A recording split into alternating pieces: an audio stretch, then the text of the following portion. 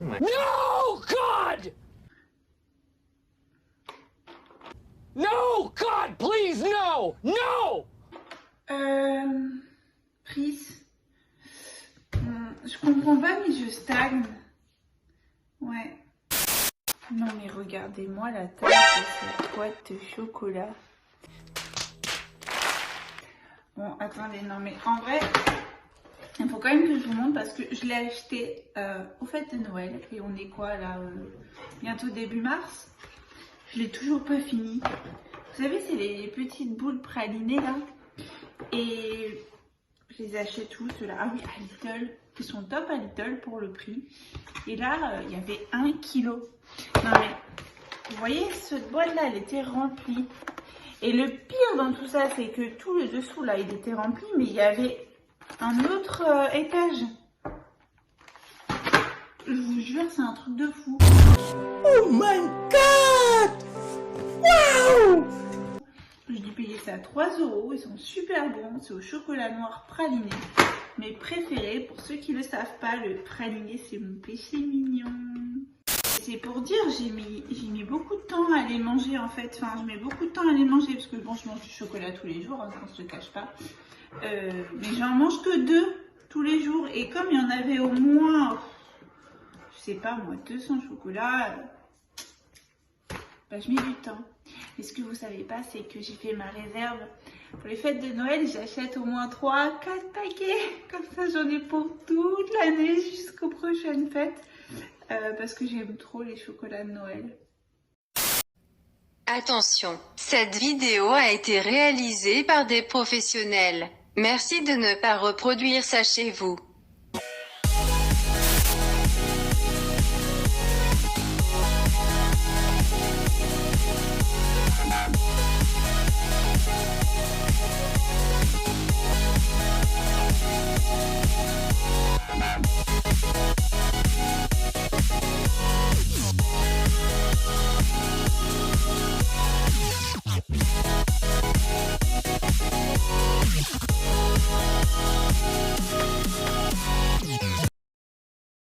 Je suis ravie de vous retrouver pour cette nouvelle vidéo sur la chaîne Fit et Gourmandise. J'espère que vous allez bien et aujourd'hui on va parler de stabilisation, le sujet est sensible. Vous êtes en perte de poids mais malheureusement vous êtes dans une phase de stabilisation un peu trop longue et vous n'arrivez pas à vous en sortir. Ici je vais vous donner 6 petites astuces pour vous aider à sortir de cette phase de stagnation. Enfin, c'est des éléments qu'il va falloir faire attention pour effectivement relancer un petit peu et sortir de cette phase. Alors bon, pas d'inquiétude, hein, c'est une phase tout à fait normale, tout le monde en a. J'en ai, Jérémy en a, elles sont plus ou moins longues selon effectivement les périodes. C'est pas toujours facile, il y a plusieurs éléments extérieurs qui vont impacter cette stagnation.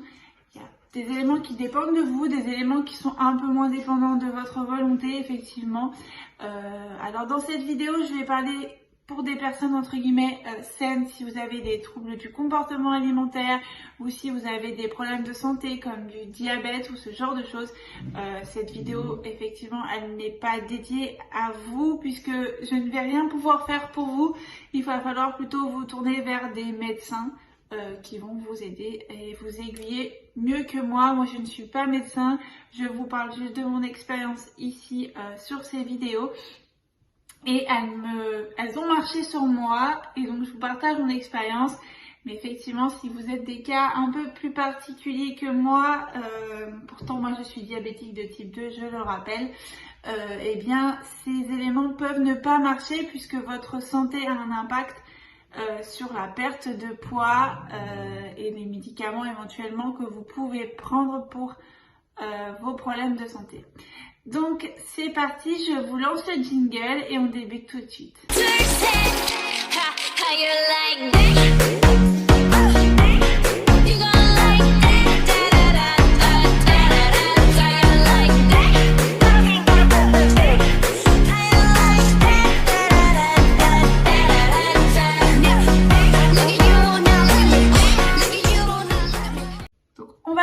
Qu'est-ce qui pourrait, d'après vous, en premier, impacter votre stagnation.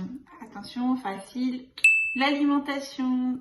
Alors oui, ça va être la première cause, bien entendu, l'alimentation. Alors parfois, je vois des gens qui me disent « Oui, mais Priscilla, je mange super sain, je comprends pas, je fais pas d'écart, mais pourtant, je perds pas de poids. » Alors il y a plusieurs raisons à ça. La première, déjà, c'est que tes dépenses énergétiques, ils doivent être plus importants que tes apports pour perdre du poids. Ça, on le dit tout le temps et on le répète à chaque instant, mais c'est le plus important. Si tu manges plus que ce que tu dépenses, ben tu perdras pas de poids. Ça, c'est déjà la première chose. La deuxième chose, c'est peut-être que tu ne manges pas assez. Parce que effectivement, le corps, il est vraiment très intelligent. Je l'avais déjà dit. Il y a une fille qui m'a dit une fois, Priscilla, je mange 800 calories par jour. Au début, j'ai perdu beaucoup de poids. Et après avoir perdu quelques kilos, une dizaine de kilos, ben j'arrive pas à perdre encore mes kilos superflus et je suis bloquée. Bah oui, parce que ton corps, il est très intelligent en fait. Ton corps, il va s'adapter à ce que tu lui donnes. Moins tu vas lui donner, et plus il va ralentir son métabolisme. Et plus il va ralentir son métabolisme, et plus il faudra que tu manges de moins en moins et de moins en moins pour perdre du poids. Sauf qu'au bout d'un moment, il n'y a plus rien à manger. Et ça, c'est pas la solution, hein. Tu vas mourir de faim. Donc il y a deux solutions. Soit tu manges pas assez, donc c'est ça, les 800 calories, et donc là tu vas bloquer ton corps. Soit tu manges trop, puisque ton déficit calorique n'est pas suffisant. Donc j'attire votre attention parce que manger sainement, c'est pas forcément manger équilibré. Parce qu'il y a des aliments qui sont dits sains comme l'avocat, l'amande, les amandes, les noix, les oléagineux, qui eux sont quand même très caloriques. Donc à prendre avec précaution et avec des pincettes, puisque je peux manger sain, mais manger au-dessus de mes calories. Par exemple, voilà, c'est vrai qu'un demi-avocat, ça fait vite monter en calories. Je n'ai plus de tête les calories d'un avocat. Je vous remettrai ça juste ici. Mais effectivement, manger sain, ça ne veut pas dire aussi de manger de manière illimitée. Il faut quand même faire attention à ce qu'on mange. Alors, on n'est pas obligé de peser. On n'est pas obligé de peser tout ce qu'on mange, mais je te conseille quand même de faire un test sur une application pour voir un petit peu où tu en es dans ce que tu manges. Alors pas tous les jours au quotidien, mais juste histoire d'avoir une approche. Parce qu'en fait, la nutrition intuitive, c'est super bien quand tu sais en fait gérer tes apports, quand tu sais à peu près que dans tes assiettes, tu as tant de calories, que tu sais bien répartir les protéines, lipides, glucides, les macros, les micronutriments. C'est super la nutrition intuitive, mais quand tu pars de nulle part et que tu n'y connais pas vraiment grand chose en nutrition, j'avoue que c'est compliqué d'arriver en fait à être en déficit calorique et d'apporter les bons macros et micronutriments quand tu n'as pas les bases. Donc essaie de rentrer dans une application ce que tu manges pour savoir un petit peu près où tu te situes concernant tes apports. Je voulais quand même préciser quelque chose sur le fait de manger en déficit calorique énorme, genre 800 calories. Donc au début, c'est sûr que tu vas perdre beaucoup de poids. Donc après, tu vas mettre ton corps en mode survie. Il faut savoir que quand tu commences un régime draconien à peu près comme ça, où tu passes de 1500, 1600, 1800 calories à 800 calories, où tu as un déficit de 1000 calories, il faut à peu près 3 à 4 jours seulement pour mettre ton corps en mode alerte, survie. Donc ça va très vite. Et lui, il va spontanément en fait réduire le métabolisme tout seul. Alors attention quand même, parce que ce type de comportement-là, sur le temps et le long terme, clairement, c'est pas viable. Donc du coup, tu vas finir par avoir potentiellement des troubles du comportement alimentaire. Là, je parle juste en termes de vécu, puisque moi, je me suis sous-alimentée, c'est ce que je disais dans une autre vidéo, pendant plusieurs années. Je dirais pendant 2 ans, et j'ai fini par développer des troubles du comportement alimentaire de type hyperphagie. Donc faites très attention à ce genre de régime hypocalorique et que je ne conseille absolument pas. C'est pas bon pour le mental et c'est encore moins bon pour ton corps. Après avoir parlé de l'alimentation, on va pouvoir parler de l'entraînement. Peut-être que ton entraînement n'est aujourd'hui pas assez intensif ou plus adapté à ce que tu fais, à toi, en fait. C'est-à-dire, je m'explique, on va prendre une personne au hasard, je sais pas, moi je suis Priscilla, je n'ai jamais fait de sport et je vais me mettre au sport. Donc là, au début, c'est cool, je vais avoir des super résultats quand je vais commencer à faire un peu attention à ce que je mange et que je vais me mettre au sport. Mais je vais finir par stagner. Pourquoi? Tout simplement parce qu'en fait, mon corps, il va s'habituer à ses entraînements, il va s'habituer à cette source de stress, il va prendre en muscle, bien sûr. Et du coup, il va falloir qu'au fur et à mesure que j'évolue, je pense à augmenter l'intensité de mes entraînements. Tu peux pas, au bout de 6 mois de musculation, t'entraîner comme si tu commençais la musculation. Il va falloir que tu intensifies tes séances, voire que tu revoies ta méthode d'entraînement. Il existe beaucoup de méthodes différentes que tu peux trouver sur internet pour t'entraîner. Tu peux augmenter les charges. Il faut même que tu augmentes progressivement tes charges. Tu peux augmenter le nombre de séries, le nombre de répétitions, le temps de repos entre chaque série. Bref, il faut vraiment que tu adaptes en fonction de ton évolution, ton entraînement. Si au bout de 6 mois, tu n'as toujours pas évolué en charge, en poids, enfin en entraînement, effectivement, ton corps, lui, il s'est habitué à travailler comme ça. Il faut que tu évolues. Par contre, si tu es un sportif qui fait déjà beaucoup de sport, mais qui entre dans une phase de stagnation, bien, il faut que tu sortes un peu de ta zone de confort. Moi, je l'ai fait, c'était le week-end dernier. J'ai fait un squat. Il faut savoir que je suis blessée au psoas, donc j'ai fait un squat à 70 kg. Je vous mettrai la vidéo juste là. Comme ça, vous verrez un petit peu l'échec cuisant que je me suis prise à la premier essai. Mais j'ai fait un second essai qui a été concluant. Donc, je vous laisse regarder la vidéo.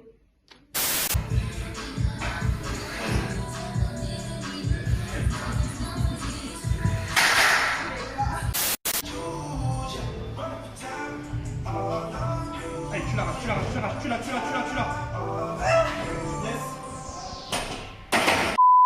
Donc vous voyez, quand je veux dire, on sort de sa zone de confort, il faut travailler un peu plus dur, quitte à aller à l'échec. Enfin, moi, je sais que je travaille beaucoup à l'échec, donc j'essaie des choses. Et c'est vrai que travailler à l'échec, ça demande un mental plus important. Parce que quand tu arrives à la fin de tes séries, que tu as réussi tes séries avec le poids, tu es trop fier de toi et tout. Alors que quand tu as fait 8 reps et que tu devais en faire 10, mais que la 8e, tu l'as faite et que tu as tout lâché parce que tu t'es donné à fond, mentalement, c'est plus dur. Mais les résultats physiques sont là. Depuis que je travaille à l'échec, j'ai progressé en termes de charge sur quasi la totalité de mes exojambes. Je parle des exojambes puisque moi, c'est là où je cherchais vraiment à prendre en force.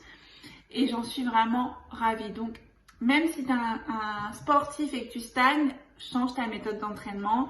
Je pense que la solution et la clé est là. Petite attention quand même. Attention au surmenage parce que le surentraînement, pareil, ça n'a jamais apporté que du bien. Quand tu te surentraînes, ton corps il est soumis à un état de stress et de fatigue assez important et là il va bloquer également en fait. Tu vas plus pouvoir progresser. Fatigue nerveuse, fatigue physique. Donc en vrai, le trop c'est l'ennemi du bien. Faut pas l'oublier en sport. La troisième chose importante, c'est le sommeil. Alors peut-être que tu ne dors pas assez ou que tu ne récupères pas assez.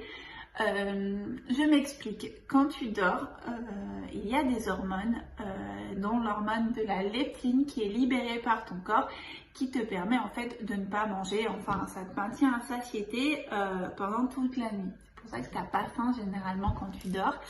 Sauf que, il se trouve que quand tu te réveilles, tu as une autre hormone qui vient jouer son rôle, qui est la gréline. Et elle, en fait, c'est plutôt l'hormone où tu vas avoir des fringales et où tu vas avoir faim. Donc ça, c'est celle qui te permet de te maintenir éveillé et c'est celle qui crée en fait cette sensation de faim. Donc, moins tu dors, moins la leptine agit et plus la gréline, elle va se développer. Donc, plus tu vas avoir tendance à avoir faim et plus tu vas avoir tendance à grignoter. Ou alors, tu vas pas grignoter puisque tu as un mental d'acier et tu vas dire non, j'ai faim, mais c'est pas grave, c'est plus dans ma diète.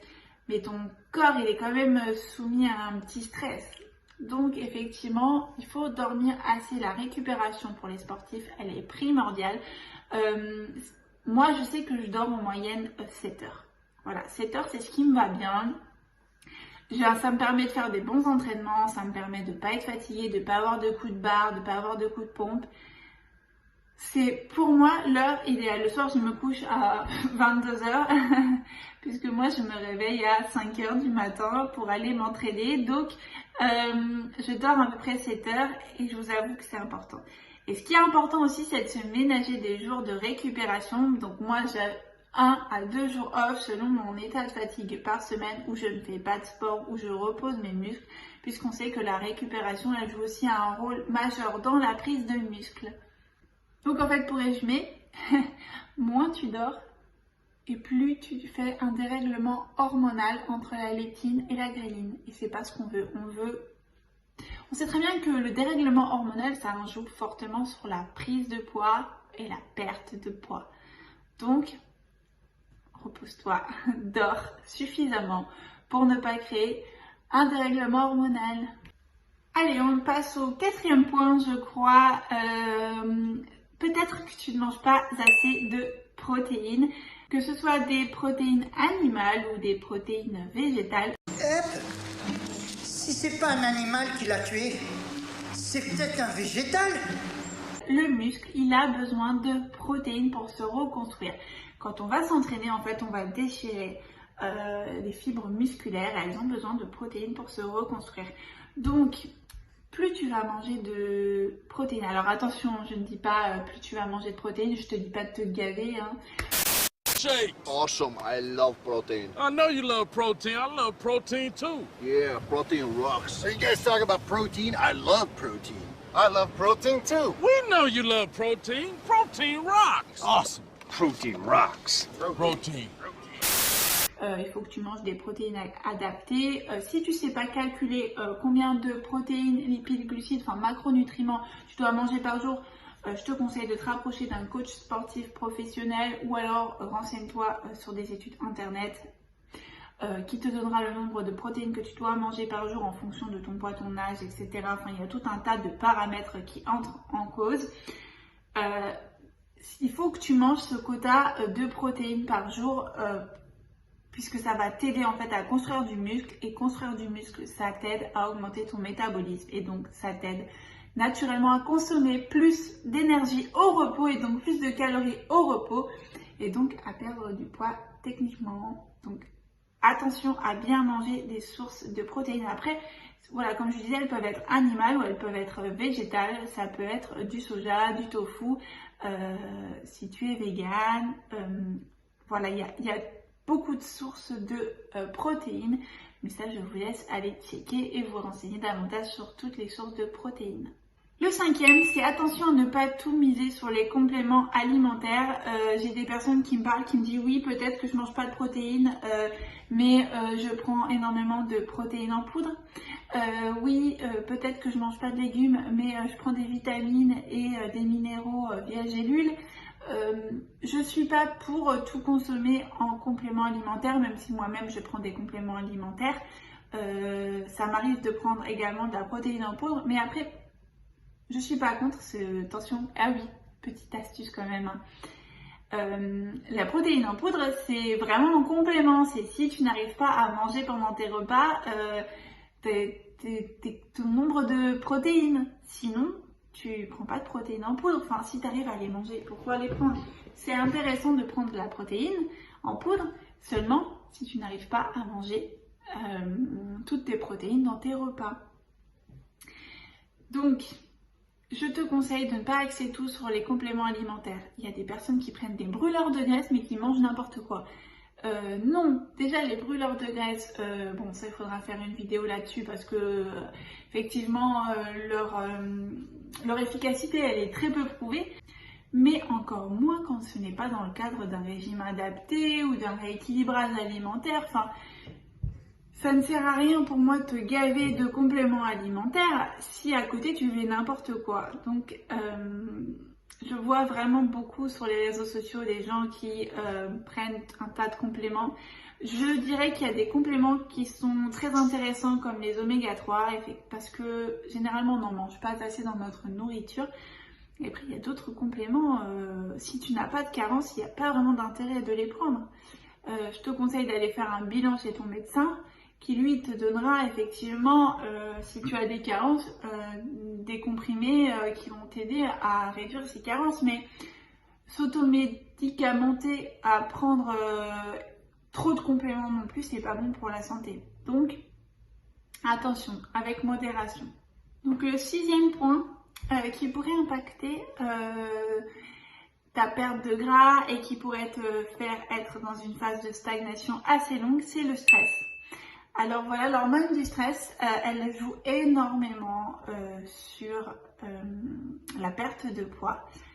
Faut savoir que les sources de stress, elles peuvent être diverses et variées, du stress au travail, tu es un peu stressé par ta vie personnelle, peu importe. Peut-être effectivement se tourner vers quelqu'un qui pourra vous écouter et vous aider pour relâcher toute cette pression et ce stress, puisqu'effectivement ça joue et ça impacte énormément sur la perte de poids. Là, je peux rien vous dire de plus que de peut-être effectivement essayer de relâcher la pression par divers moyens en votre possession. J'ai pas d'astuce pour relâcher le stress. Moi de moi-même, je suis une grande stressée de la vie. Voilà, essayez de se détendre et de relativiser. Et puis effectivement, si vous en avez vraiment besoin, parlez-en à votre médecin. Mais ça peut vraiment jouer sur la perte de poids. Alors il y a d'autres éléments que seul votre médecin pourra vous dire si effectivement ça joue sur votre perte de poids, c'est vos taux d'hormones. Donc je peux que vous conseiller, si vraiment vous suivez déjà tout ce que je vous ai dit comme astuce, c'est d'aller voir votre médecin et faire un check-up global pour voir vos taux d'hormones et voir que tout va bien, que vous n'avez pas de carences particulières ou de dérèglements hormonaux. Allez consulter si vraiment les 6 points que je vous ai dit précédemment ne sont selon vous pas un problème. Voilà, allez consulter et puis ce check-up il vous donnera plus d'infos et votre médecin il pourra plus vous aiguiller. En attendant, si pour des programmes sportifs ou pour des programmes alimentaires vous êtes totalement perdu, je ne peux que vous conseiller d'aller voir un coach. Alors même si vous n'allez pas prendre un coach sur le long terme, mais au moins un coach pendant quelques semaines, 1 mois, 2 mois, 3 mois, pour vous apprendre les bases et puis pour vous apprendre à vous autogérer toute seule ou tout seul, pour faire vous-même vos propres entraînements et vous-même votre propre diète. Mais c'est important d'avoir de bonnes bases pour y arriver. Donc j'espère que cette vidéo vous aura plu. N'hésitez pas à lâcher un petit pouce bleu et à vous abonner à ma chaîne pour ne louper aucune autre vidéo. C'est gratuit, ça vous coûte rien, moi ça me fait chaud au cœur et puis ça prouve que ce que je fais, je le fais bien et pour des bonnes raisons. Moi je suis là pour vous partager ma passion. Attention, ce que je dis ce n'est pas gravé dans le marbre, je n'ai pas raison forcément sur tout. Je vous parle juste de ce qui a fonctionné sur moi et sur ma perte de poids de 37 kilos. Donc je vous laisse. Mon téléphone affiche batterie faible. Heureusement. Bon, voilà, c'est bon. Donc je vous laisse cliquer sur le bouton abonnez-vous à ma chaîne. Je vais essayer de vous sortir une prochaine vidéo de nourriture. Ça fait longtemps qu'on n'a pas cuisiné ensemble, donc une petite recette, ça pourrait être pas mal. En tout cas, je vais essayer. En attendant, je vous fais plein de bisous et cœur sur vous. Bon, ça y est, on a fini de tourner la vidéo. Tu me donnes des chocolats ?